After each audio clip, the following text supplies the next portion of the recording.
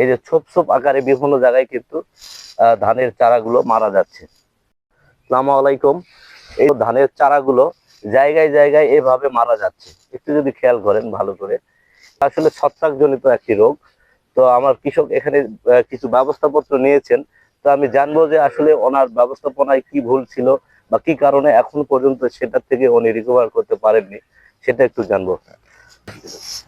তো আপনার এই যে বিছনের সমস্যা হয়েছে, আপনি এটাতে কি কি দিয়েছেন যদি একটু বলতেন। ভাই এটা আমি আমার বিছনের বয়স প্রায় 20 দিন মতো। আমি 5 দিন পর বিছনের পানি কাটার 5 দিন পর এটা রিডোমিলার ক্রুজার সিনজেন্টার স্প্রে করি প্রথমবার আমি। হ্যাঁ, আহ, সাথে থিওভিট দিছিলাম হ্যাঁ, আর সিলেটেড জিঙ্ক স্প্রে স্প্রে করেছি। তো তারপরেও আপনার মনে করছেন কি কাজ আগের চাইতে বেশি ছিল না কি? না, আমার মনে হচ্ছে যে আমার এই বিছন মরা রোগটা থেমে যায়নি, এখনো 100% নির্মূল হয়নি, কিন্তু গতিটা কমে গেছে।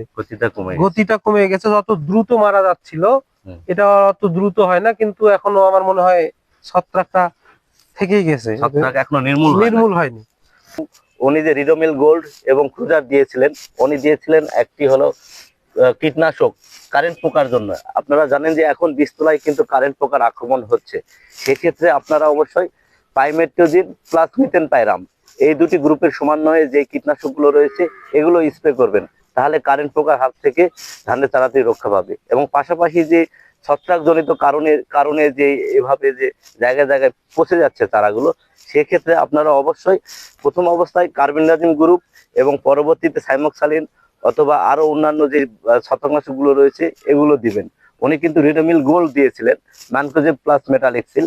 তো উনি একটি ভুল করেছেন, সেটা হলো যে যে কোনো ছত্রাকনাশক যখন আপনারা ব্যবহার করবেন, প্রথম ডোজ দেওয়ার পরেই সপ্তম দিনে আবার দ্বিতীয় ডোজ দিতে হবে, তাহলে ছত্রাকের যে স্পোর্টটি রয়েছে সেই স্পোর্টটি একেবারে নির্মূল হয়ে যাবে, মারা যাবে, আক্রমণটা থেমে যাবে।